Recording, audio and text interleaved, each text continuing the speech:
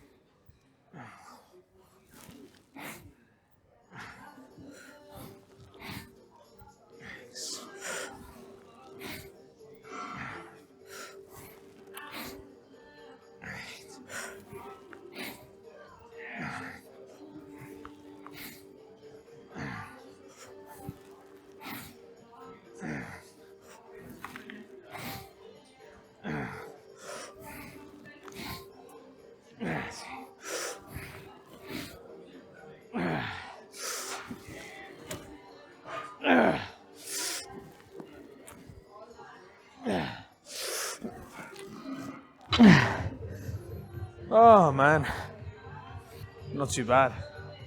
Whew. It's the only thing about the flexion rows is that when you're down at the bottom in that fully flexed position and your kind of arms are traveling past your ears, it's going to knock your earphones out 9 times out of 10. So you only actually get half a set with your hype music. Here's what it is. Set a little timer. Now this is a personal favorite movement of mine, to be fair. The barbell flexion row. You can do it with cable, as well. It's a totally fine option. An option that I've done quite a bit. But there's something about, for me, the barbell variant that just kind of hits a spot. Feel my entire back kind of light up when I do it, which is good. It's very posterior heavy, so it kind of takes place of a lot of the posterior in my training. It's good. It's good.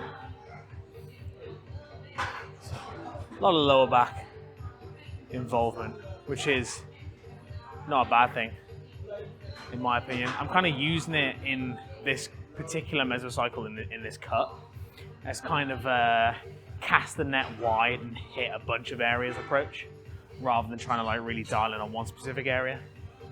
Trying to keep my sessions short, trying to keep them simple. So I've only got 2 back movements, flexion rows, and then just a couple of sets of lat prayers, and that's pretty much it. I do get quite a lot of lats at the bottom of this movement when those arms are traveling past the ears in that maximum flexion. I do get quite a bit of stretch on the lats, so I can feel them. And trying to keep the elbows relatively close to the body on the way up for that kind of lat contraction. But other than that, pretty much gets the entirety of my on my back, which is kind of, I'm just trying to hit everything enough to stimulate it sufficiently so that my body maintains it whilst I'm cutting. Not really trying to target any one particular area to grow or anything. So. Second set.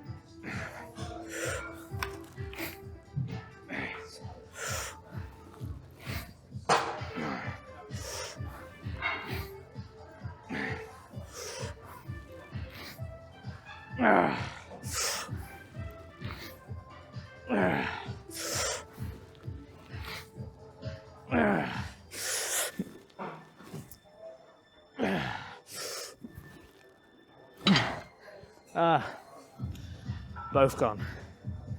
Whew. So, 2 more sets of this, 2 sets of lat press, upright rows, preacher curls, and throw in a couple of sets of kneeling cable crunches afterwards. Just kind of hit those abs. Keep them strong. Little update on the cutting phase itself.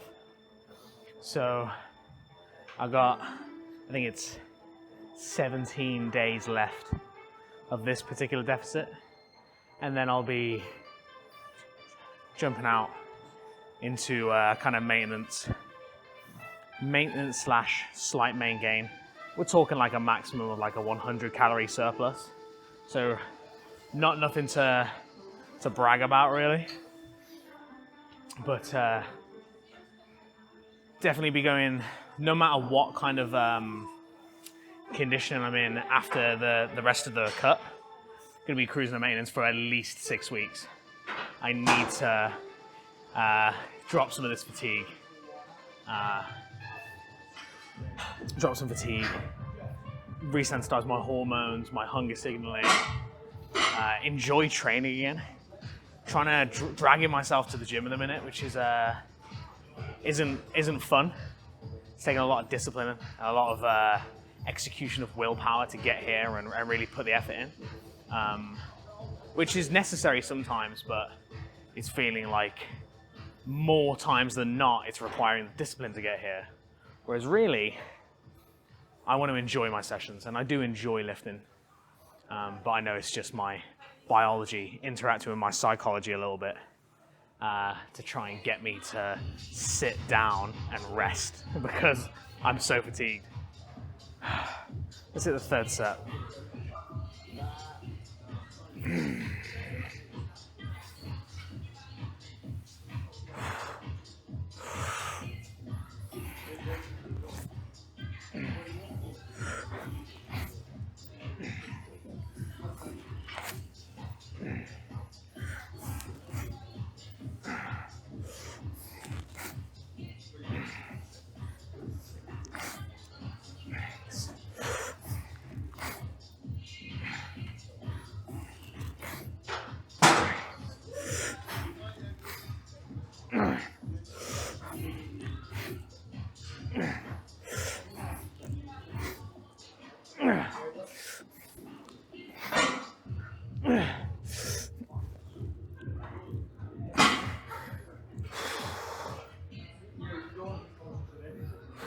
So yeah, current trajectory, 17 days, end the deficit. Should be looking at somewhere around 82.5 kilo, which is cool. Hopefully should start having a little bit of abs creeping through by that point. If not, it's not a massive deal.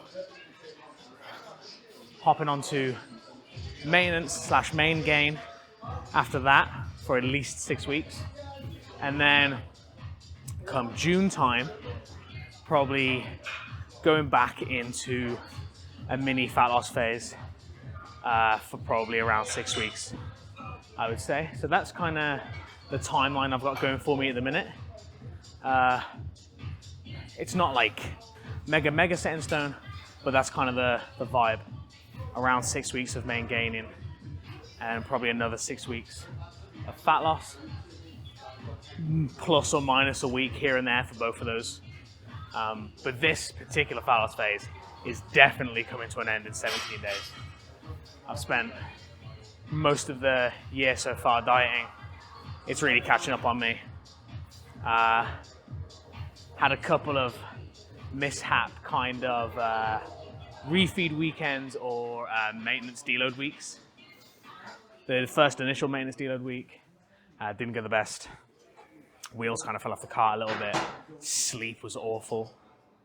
The most recent refeed weekend, which was last week, first 2 days were really good. I went on a refeed because I had to perform figuratively and literally in some theatre production.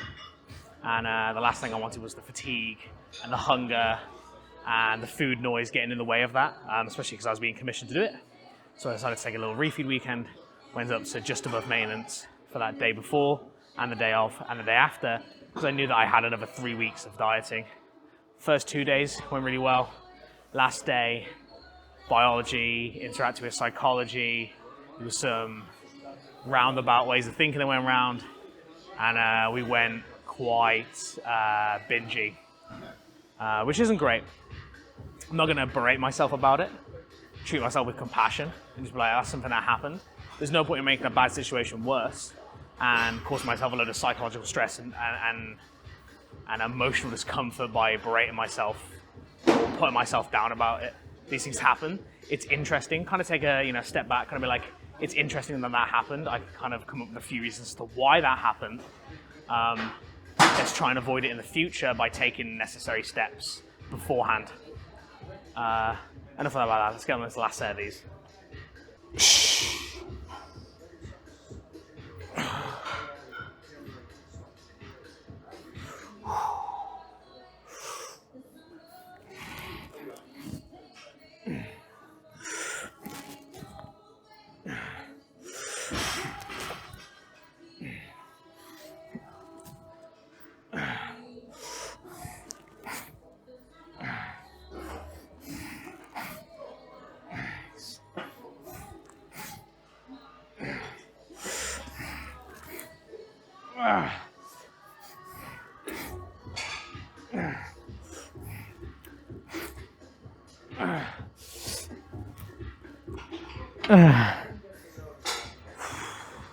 It's probably very obvious by watching those sets.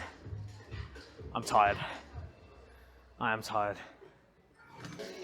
This will come to an end. At least for now. Sweet. Just 2 sets here.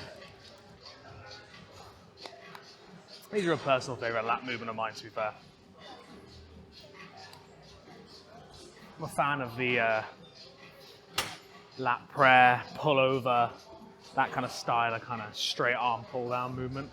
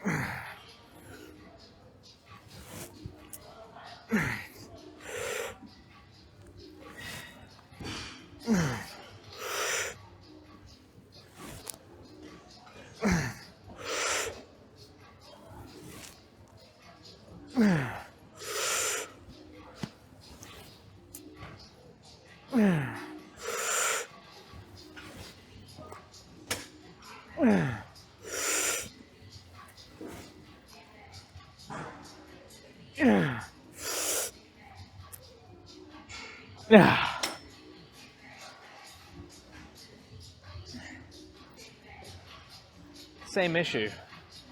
Same issue as the damn flexion rows. Impossible to keep your damn headphones in. One of the interesting things about being in a deficit that I don't really hear mentioned that much, but is the impact it has on mind-muscle connection. Crazy. Just harder to really activate individual muscles, at least I find, when I'm deep into a deficit compared to when I'm in kind of maintenance or even in a slight surplus. Got to be something to do with glycogen stores in the muscles, energy, X, Y, and Z. I think going into the next maintenance phase, well, main gain phase, that 6-week block, first week will kind of be nice, easy training, really drop some fatigue, really get some energy back, get some food in. And then, gonna go for a little bit of a trap focus. See if I can put on a little bit of size on those traps. I'll probably be putting on a little bit of size overall, just bouncing back, kind of, from some of the muscle that I will have lost over the cut. So there'll be a little bit of size coming back overall, really, which is cool. But then I think adding a little bit extra volume into some trap training, probably hitting it at the end of most sessions. I'd like that. I think bigger traps would be cool. I feel like on my physique, obviously to be confirmed when I'm kind of fully done with the diet and I can kind of see how everything's looking. But yeah, I think traps are probably an area that I'm going to focus on a little bit. Hit a decent amount of volume on everything, but then traps get a little bit of extra focus. Sip some carbs. And back into the second set.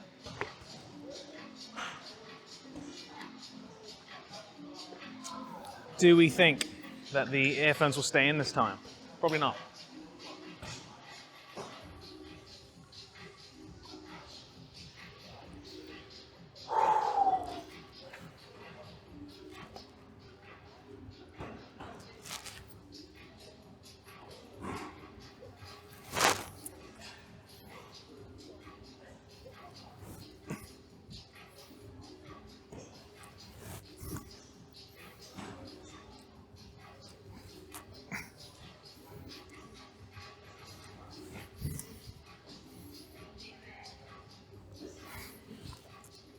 Ugh.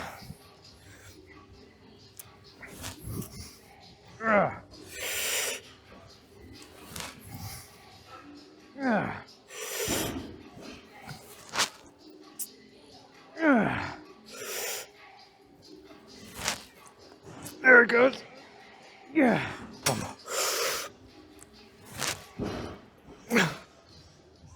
Yeah.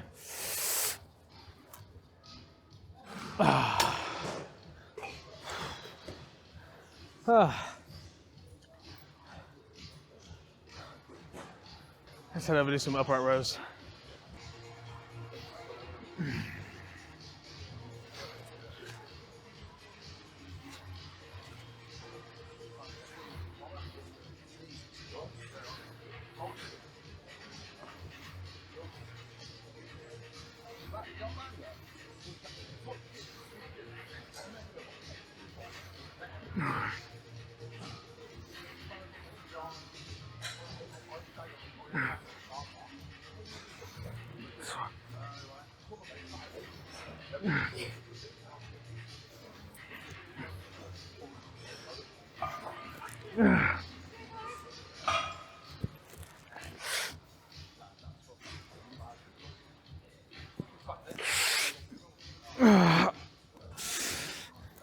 Oh man. This is why it's important to track strength progression, because subjectively that feels so much harder and I feel so much weaker. However, objective performance metrics show that my strength is maintaining. So that's a nice, kind of peace of mind. If I wasn't tracking that, I'd just feel so weak and I'd feel like I was going backwards. But because I've got those objective metrics there to show me that's not the case, and my subjective experience in my dieted down fatigue state isn't necessarily, the objective reality. 2 more sets here. I feel like it's been a bit of a doom and gloom start to the session, really. I'm into that kind of halfway point through the session. Feel a little bit more chipper. Maybe that's just the adrenaline and the endorphins going. But, or maybe I'm just thinking about the Arnold Expo tomorrow. Very gassed to be going there. Last time was 2024. First time going to something like that. Seeing a bunch of, celebrities, big people in the fitness space, all that kind of stuff. So that was real cool. Hopefully, it'll be just as cool this time around. But yeah, tomorrow. That's exciting. I'm excited for that. I'm sure there'll be lots of goodies, lots of samples in big bags for life being brought back. and a lot of posts going on Instagram and stories and all that kind of stuff. But no, it should be good. I'm excited.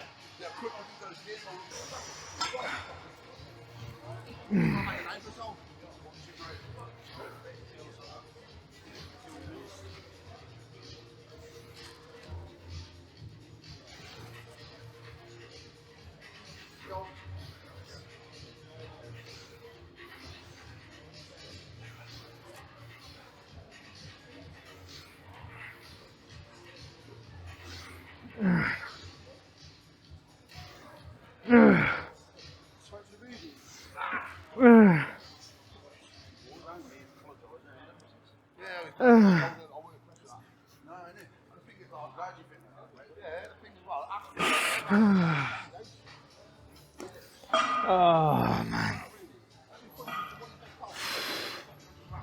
Oh. These make such a difference when it comes to upright rows. Massive difference. Just having the stability there means I can just drive so much more force and grind out an extra 3 or 4 reps that I wouldn't be able to do if I wasn't like, attached to the bar.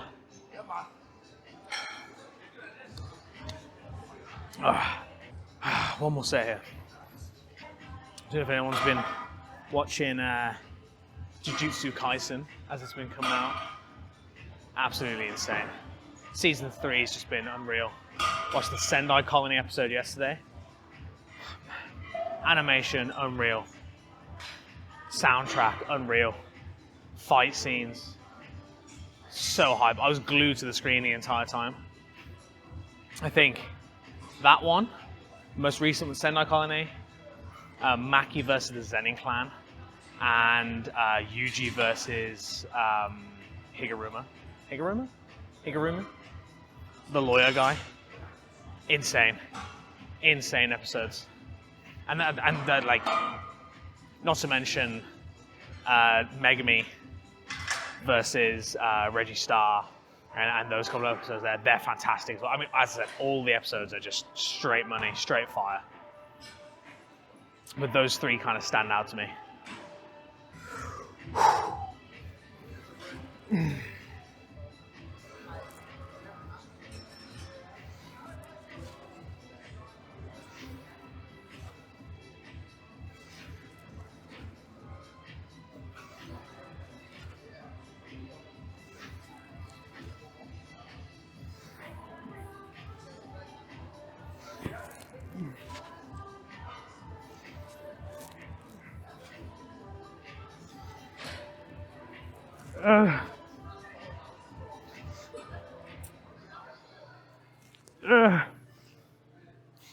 Oh man. Now, it's a little bit inside of me that when I come to the end of those sets, I could have probably gotten maybe 1 or 2 more extra really grindy reps there. And I love training to failure. Absolutely love it. Psychologically, it does me a lot. However, at the minute, I'm just trying to maintain my strength, and by doing that, probably maintaining most of my muscle mass. So by pushing, at that point, I'd already hit my the same target that I was going for. Pushing any more might just accrue more fatigue, which at this point in the dieting phase is the last thing I need. I'm already fatigued enough. So if I can maintain my muscle mass, maintain my strength without accruing additional fatigue, that's a win. Stop straight into these. I like wearing chalk when I'm doing bicep curls because I like making a mess, I guess. Pretty much the only reason.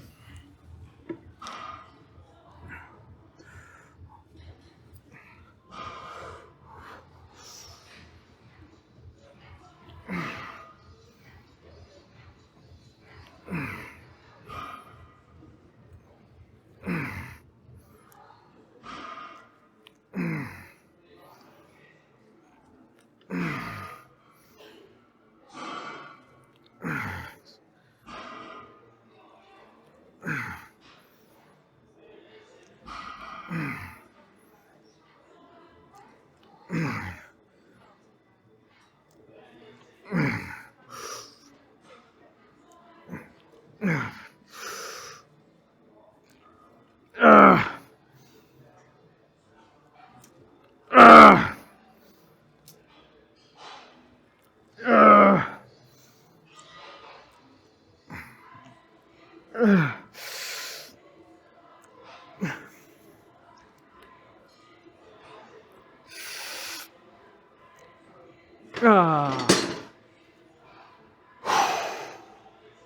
Ah. That was one over the target.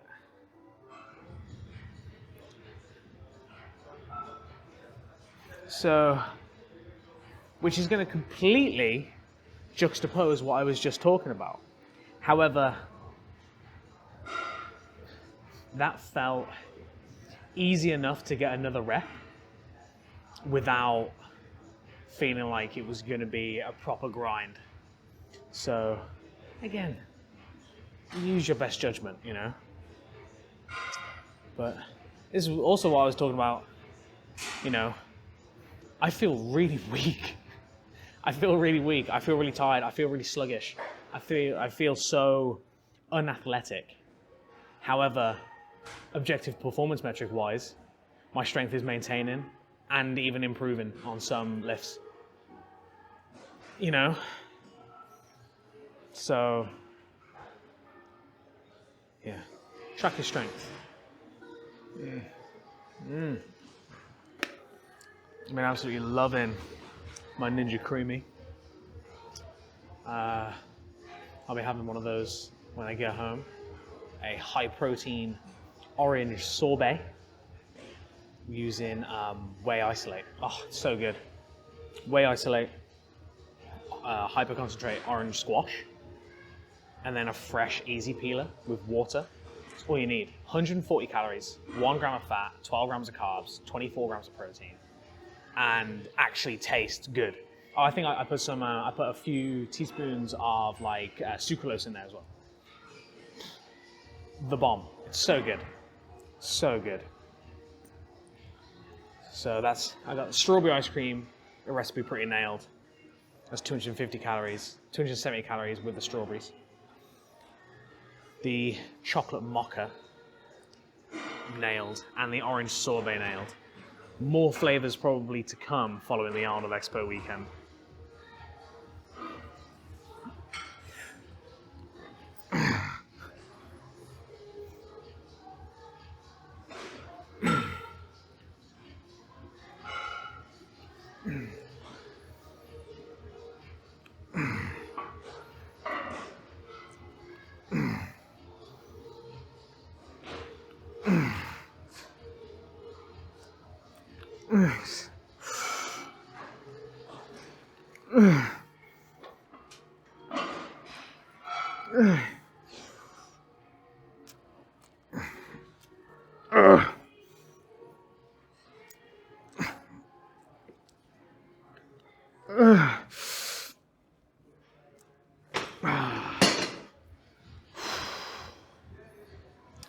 It's weird. My biceps and my chest are two areas where the strength drop off isn't very linear at all, and it's quite extreme. So, for example, I got 16 reps on my first set, and then with the same weight just then, I got 10 reps. With chest, a similar thing happens, and I don't know, something to do with fast twitch muscle fibers and slow twitch muscle fibers and all that kind of stuff.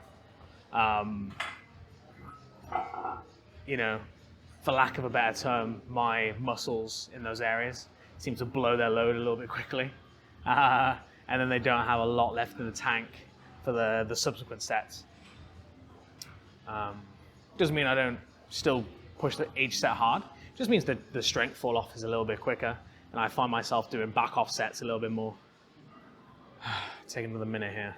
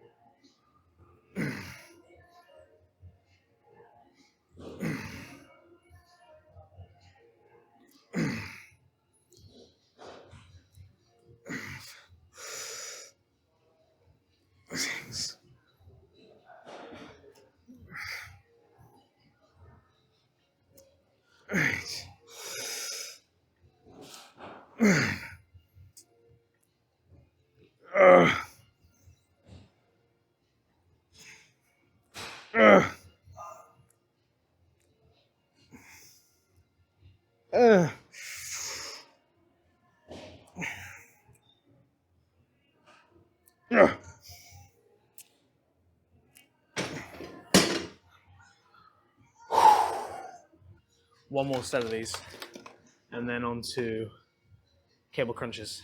Just 2 sets. Heavy, going for the kind of strength focus. Again, just trying to maintain that kind of ab strength, core strength. I trained abs for many years, particularly in my boxing training in my younger years. When we finally chip off enough fat to reveal them, I have no worries that they won't be developed enough.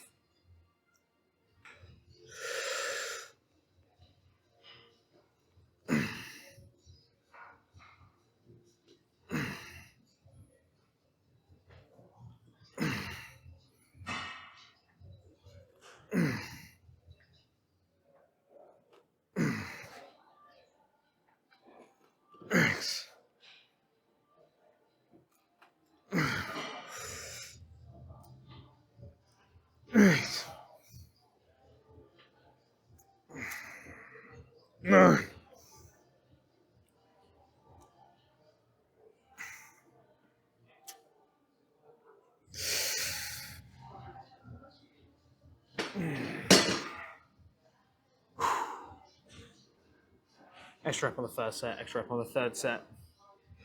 Amazing. Let's do some cable crunches. I lied. I couldn't resist the temptation to maybe strike a few underneath the good lighting, especially because it's quiet.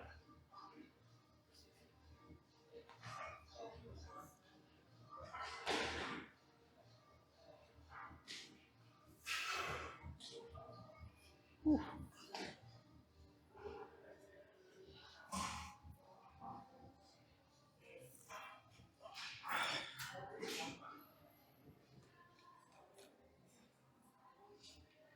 Move my stuff off the machine.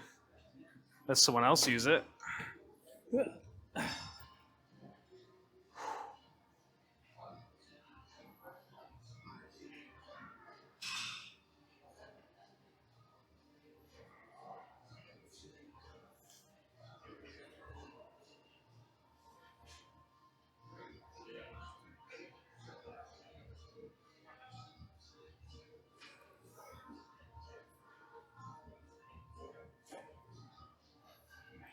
Sweet.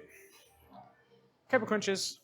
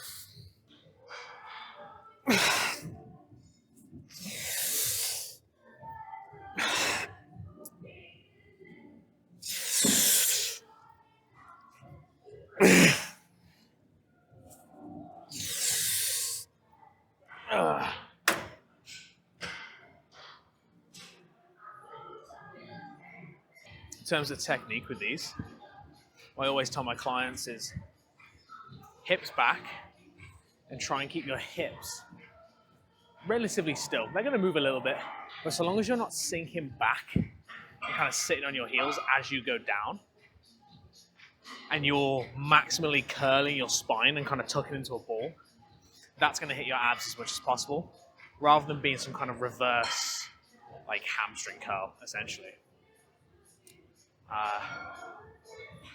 So you might need to use less weight than you think to begin with, or alternatively, actually more weight than you think. So get your hips back, get nice and stable, and just focus on trying to curl the spine as much as possible.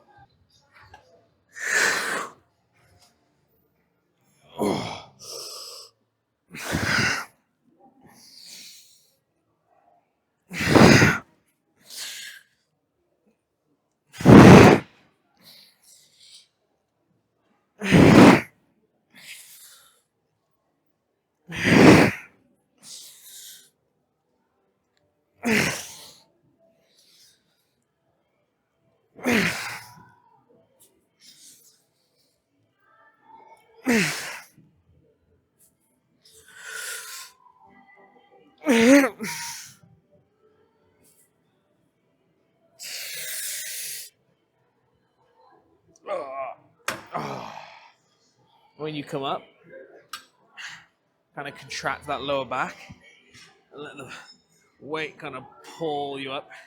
You're gonna get a nice stretch on those abs. So, whew, that's it. We're done now. Get some food, get some creamies, and hell yeah, man. 17 days left, and then we go to maintenance, and then we start to have a little bit more fun with the training. But for now, we're in survival mode.